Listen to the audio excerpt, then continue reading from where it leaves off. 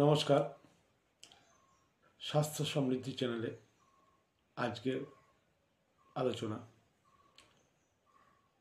Obesity, wait বেড়ে যাওয়া, মোটা হয়ে যাওয়া, ভুঁড়ি বেরিয়ে আসা।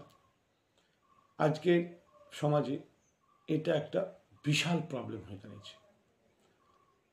আমরা প্রত্যেকে নিজেদের ওজন কিছুতেই কন্ট্রোল করতে পারছি না। ক্রমশ আমাদের ওয়েট বেড়ে যাচ্ছে এবং আমরা সবাই জানি যে ওয়েট বেড়ে যাওয়া মানে শরীরে বিভিন্ন রোগের বাসা বাঁধা। আমরা প্রত্যেকে চাই ওয়েট লস করতে। যারা ওবিসিটির শিকার তারা জানে মোটা হওয়ার কি কষ্ট।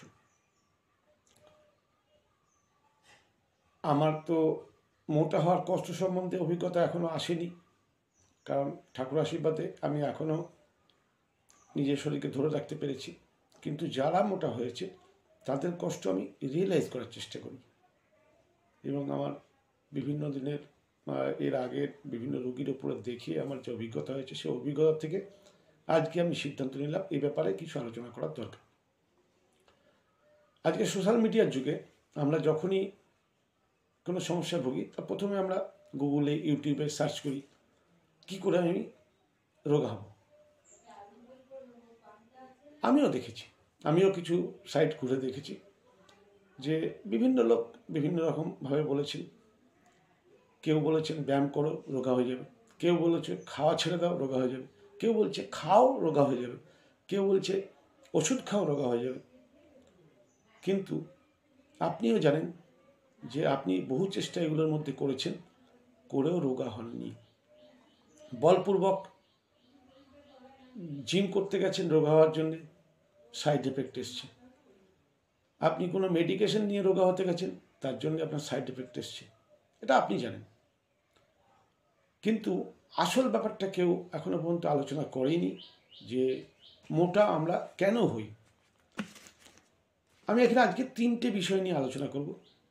প্রথম কথা মোটা কেন হই, দ্বিতীয় কথা কি করব না আর কি করব। কারণ আমার চ্যানেলের মূল লক্ষ্যই হচ্ছে রোগের কারণের ওপরে গিয়ে কাজ করা।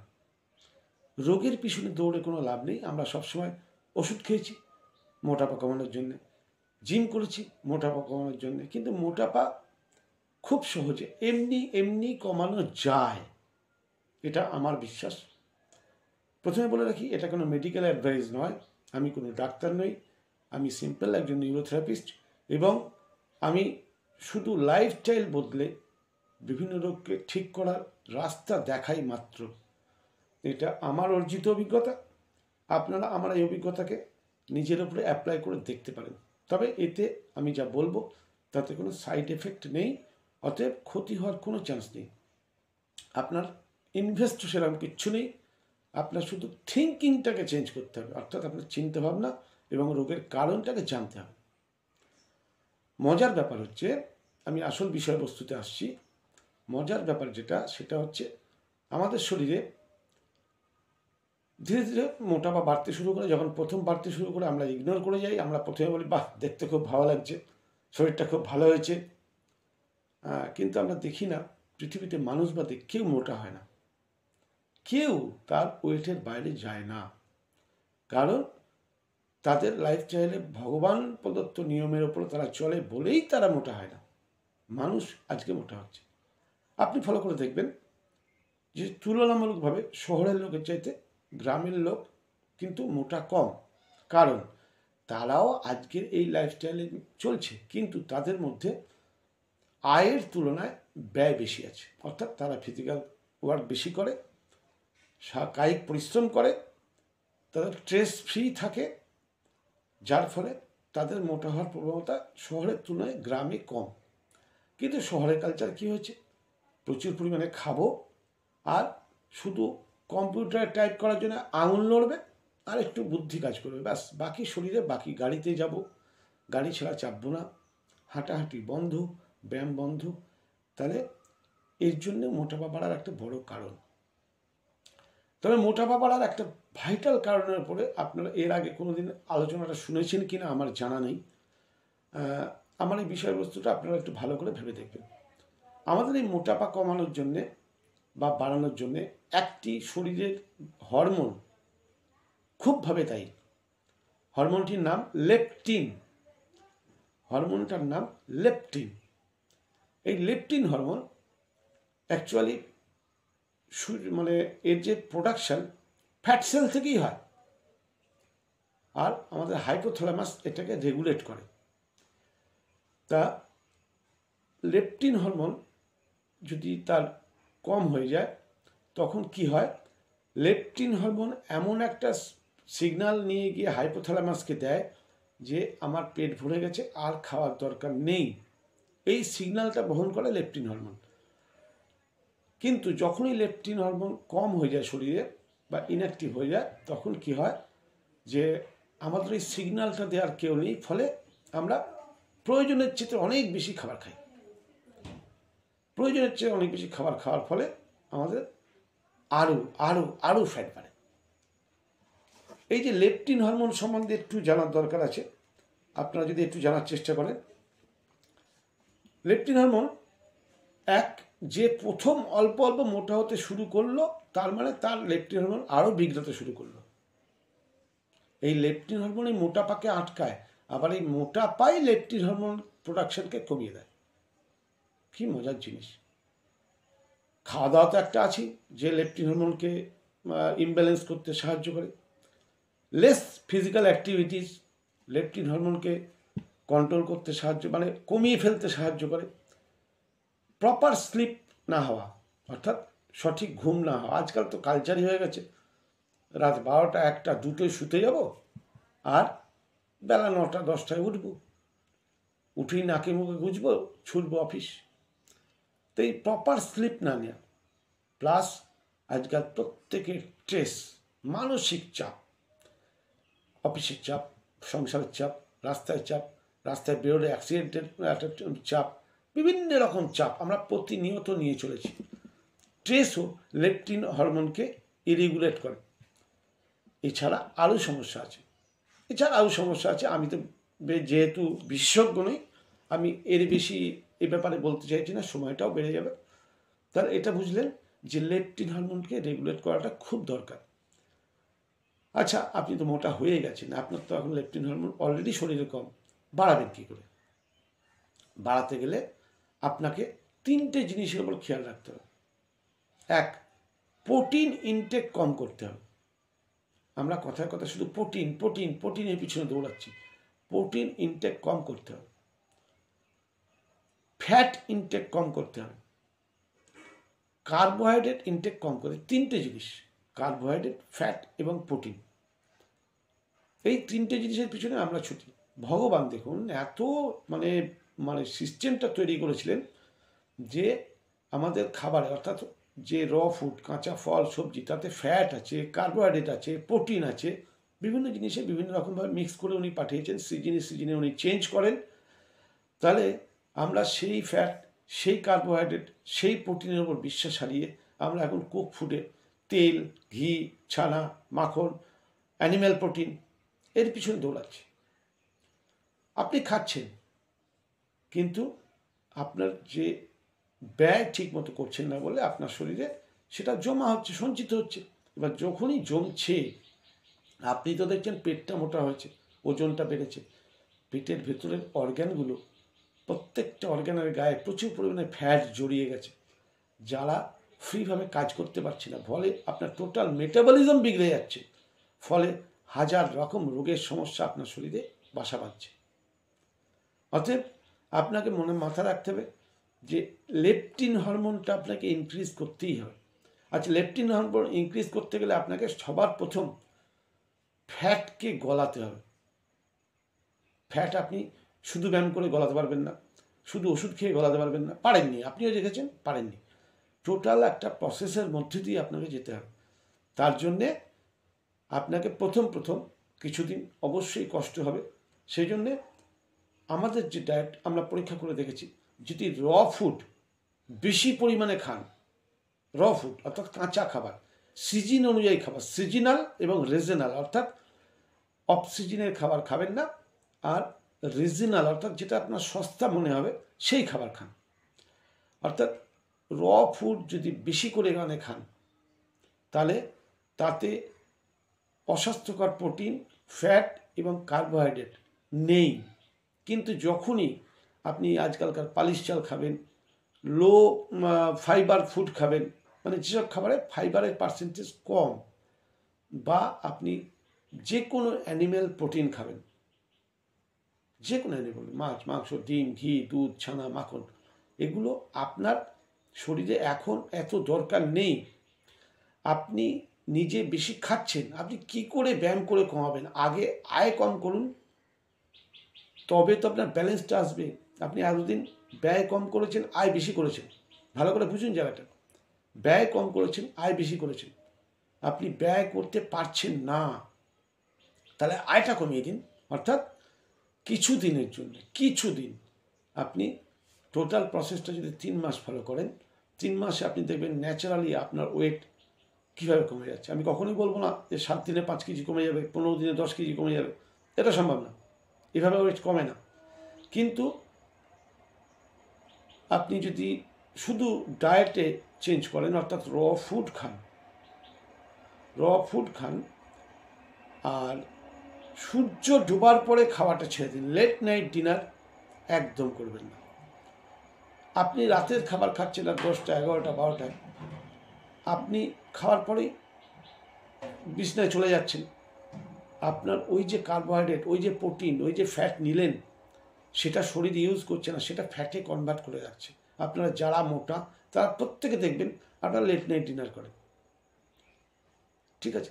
আমি নিজে প্র্যাকটিক্যাল করে দেখেছি আমার শরীরের উপরে, যে লেট নাইট ডিনার করলে ওয়েট বাড়ে। অর্থাৎ আর্লি নাইট ডিনার করুন, অর্থাৎ সন্ধ্যে 6টা বেজে গেল, রাতের ডিনার সেরে দিন, আপনি রাত 10টা পর্যন্ত জেগে থাকুন, কোনো অসুবিধা নেই, কাজ করুন। খাওয়ার পরে খাবারটা ডাইজেস্ট হয়ে গেল, ইউটিলাইজ হয়ে গেল, এবার আপনি শুয়ে পড়ুন, দেখুন চচ্চর করে আপনার ফ্যাট কমবে। সিম্পল।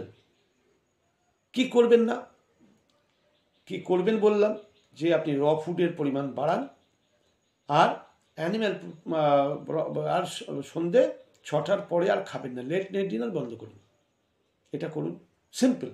আর অ্যানিম্যাল প্রোটিন কিছু দিনের জন্য কম করুন, যেটা রোজ খাচ্ছিলেন সেটা সপ্তাহে একদিন খান, কিছুটা তো কমলো। যেটা রোজ খাচ্ছিলেন সেটা সপ্তাহে একদিন খান। তেল খাওয়াটা কমিয়ে দিন, তেল তো ডাইরেক্ট ফ্যাট। ঘি খাওয়াটা কমিয়ে দিন, ডাইরেক্ট ফ্যাট। আর একটু শারীরিক পরিশ্রম করুন, একটু শারীরিক পরিশ্রম। আমার এই চ্যানেলেই বিভিন্ন শারীরিক পরিশ্রমের সহজ পন্থা বলা আছে, পুরনো ভিডিওগুলো দেখে নেবেন। একটু শারীরিক পরিবর্তন করুন, মানে পরিশ্রম করুন, এমন কিছু করুন যাতে ঘাম বেরোয়, সেটা করুন, আপনার মোটাপা এমনিই চলে যাবে। এর পিছনে খরচ করতে হয় না, খরচ করে আপনি মোটাপা কমাতে পারবেন না। শুধু আপনার জ্ঞান দরকার, যে আপনার আয় ব্যয়ের সামঞ্জস্য রাখার দরকার। আয় ব্যয়ের সামঞ্জস্য রাখলেই আপনি ভালো থাকবেন। হ্যাঁ, এর সঙ্গে যদি আপনি সপ্তাহে একদিন উপবাস জুড়তে পারেন, এই যে আপনাকে রোজ সন্ধ্যে 6টার সময় খেতে বলছি, পরের দিন সকাল 8টার পরে খাবেন ধরে নিন, তাহলে আপনি এই যে 14 ঘন্টা না খেয়ে থাকছেন, এটাকে বলা intermediate fasting. Nobel prize winning science study করবেন গুগলে গিয়ে, ইন্টারমিডিয়েট ফাস্টিং করলে শরীরের মেটাবলিজম রাতারাতি ঠিক হয়। হ্যাঁ, রেগুলার করতে হবে, একদিন দুদিন না, সারা জীবন করতে হবে ইন্টারমিডিয়েট ফাস্টিং। আর যদি সপ্তাহে একদিন ফুল ফাস্টিং করতে পারে, ওয়াটার ফাস্টিং, জল না খেয়ে নয়, 24 ঘন্টা ওয়াটার ফাস্টিং যদি করতে পারেন, আরও মিরাকেল রেজাল্ট পাবেন। কারণ যখনই আপনি শরীরকে কার্বোহাইড্রেট, ফ্যাট, প্রোটিন দেবেন না, কারণ ন্যাচারাল ফুডেও আছে, তখনই শরীর কিন্তু থেমে থাকবে না। শরীর তার জমানো জায়গা থেকে সেই কার্বোহাইড্রেট, প্রোটিন, ফ্যাট নিয়ে আপনার শরীর চালাবে, আপনার কোনো ক্লান্তি আসবে না, দুর্বলতা আসবে না। ফলে কি হবে, আপনি খুব তাড়াতাড়ি ব্যয় করতে পারবেন, অর্থাৎ আপনি যে জমানো সঞ্চিত ধন আপনি ব্যয় করতে পারবেন। অতএব সেটা তো মাথায় রাখতে, আপনি যে মোটা হয়েছেন আপনিই তো জমিয়েছেন, আপনি আয়ের চেয়ে ব্যয় কম করেছেন। আয় আর ব্যয়ের সামঞ্জস্য থাকলে কখনো কেউ মোটা হবে না। আপনি খান না অ্যানিম্যাল প্রোটিন, অ্যানিম্যাল প্রোটিন খেতে নিষেধ নেই, কিন্তু আপনি এত বেশি কনজিউম করে ফেলেছেন যে খরচা বাড়াতে হবে, তা খরচা বাড়ানোর যেতে আগে আয় কম করুন, কিছুদিনের জন্য আয় কম করুন, অর্থাৎ শরীরে অ্যানিম্যাল প্রোটিনটা কমিয়ে দিন, হাই কার্বোহাইড্রেট কমিয়ে দিন, অর্থাৎ ভাত রুটি পরিমাণ কমিয়ে দিন, পেট ভরে খান। আমি না খেয়ে থাকতে বলে দিই, সেই জায়গাটা আপনি পূরণ করুন ফুড দিয়ে, অর্থাৎ কাঁচা খাবার, অবশ্যই খাওয়ার আগে। সিম্পল, আপনার টোটাল যে ওজনের 50% আপনি যে খাবার খান তার যে ওজন, আপনি ধরে নিন 2 কেজি খাবার খান লাঞ্চে, তাহলে আপনি চেষ্টা করুন, পারবেন না প্রথম পারবেন না আমি জানি, কিন্তু অভ্যাস করুন 50% ফুড খান আগে, খাবার আগে 50% ফুড খান, বাকি 50% আপনি কুক ফুড খান না। 50% ফুড আপনার মেটাবলিজমকে ঠিক করবে, আর 50% কুক ফুড আর মনের শান্তি হবে। মজার ব্যাপার, এর মধ্যে আপনি কিন্তু 50% ইনটেক কমিয়ে দিয়েছেন, অর্থাৎ আয় কমিয়ে দিয়েছেন, 50% আয় কমিয়ে দিয়েছেন। এটা মাথায় রাখবেন, আপনার পেটও ভরবে, মনও শান্ত হবে, আর শরীরও ভালো থাকবে। কেন, কাঁচা খাবারটা কি খাবার নয়? কাঁচা ফল সবজি এগুলো কি আপনারা খান না? স্যালাড খান না? খান, কিন্তু টেস্টের জন্য খান, শরীরের জন্য খেয়ে দেখুন। আগে ফুড পরে কুক ফুড, যখনই খাবেন আগে ফুড পরে কুক ফুড, লাঞ্চে বলুন ডিনারে বলুন। আরও ভালো হয় যদি ব্রেকফাস্ট করেন, তাহলে ব্রেকফাস্টে ফুল ফ্রুটস, আর কিচ্ছু না, সম্পূর্ণ ফ্রুটস, বেশি করে ফল খান, পেট ভরে ফল খান, তাহলে কী হবে, ফলে প্রচুর পরিমাণে ফাইবার আছে, গড়ে 80% জল আছে, তাহলে আপনি যেটা নিলেন মাল্টিমিনারেলস, মাল্টিভিটামিনস, যেগুলো অন্যান্য খাবারে থাকে না, আপনি ম্যাজিকের মতো সুস্থ হবেন, এবং ম্যাজিকের মতো আপনার ওয়েট লস হতে শুরু করবে। তবে এটা ভাববেন যে এই নিয়মটা যদি কন্টিনিউ করি তাহলে কি একদম রোগা হতে হতে হাড় কঙ্কাল হয়ে যাব? না না না, আমরা ওই নিয়মে চলি, আমাদের শরীর যথেষ্ট সুস্থ, যথেষ্ট হেলদি, কোনো রোগ নেই, 100% হেলদি। এবং আমার টাচি যারা আছে তারা প্রত্যেকে জানে আমি কতটা সত্যি বললাম আর কতটা মিথ্যা বললাম। আর যখনই আপনার মেটাবলিজম ঠিক হবে, আপনার লেপটিন প্রোডাকশন বাড়বে। লেপটিন প্রোডাকশন বাড়লেই একটা সময় আসবে যখন আপনি আর বেশি খেতেই চাইবেন না। আপনি এখন জানেন আপনি বেশি খাচ্ছেন, কিন্তু নিজেকে কন্ট্রোল করতে পারছেন না, আপনি মনে করছেন এখন আমার খিদে মেটেনি, কারণ আপনাকে যে সিগন্যাল দেয় লেপটিন, সেই লেপটিন আপনার শরীরে ডাউন হয়ে গেছে। অর্থাৎ লেপটিনকে বাড়ানোর জন্যে রাতে ঠিকমতো ঘুমান, ডিপ স্লিপটা দরকার, একটু শরীর নড়ান, অর্থাৎ একটু এক্সারসাইজ করুন। এক্সারসাইজের বহুত সহজ ক্লাপিং থেরাপি, পিটোথেরাপি, এছাড়া অ্যারোবিক্স যোগার বিভিন্ন টিপস আমার এই চ্যানেলের নিচে দেওয়া আছে, দেখে নেবেন একবার, দেখে নিলেই বুঝতে পারবেন যে কত সহজে আমরা শরীরকে ঘামাতে পারি।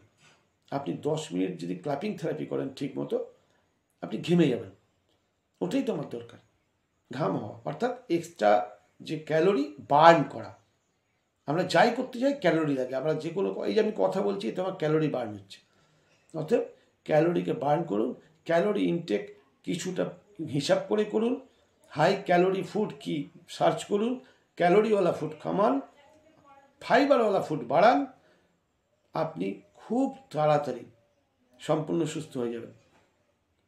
যদি আমার এই বক্তব্যগুলো ভালো লেগে থাকে, যারা নতুন দেখছেন সাবস্ক্রাইব করুন, আর যারা আমার পুরনো সঙ্গী তারা অবশ্যই লাইক কমেন্ট করবেন, আর বেশি বেশি করে চ্যানেলটিকে শেয়ার করুন। ধন্যবাদ। আগামীকাল আবার একটা নতুন টিপস নিয়ে আসছি। ওকে।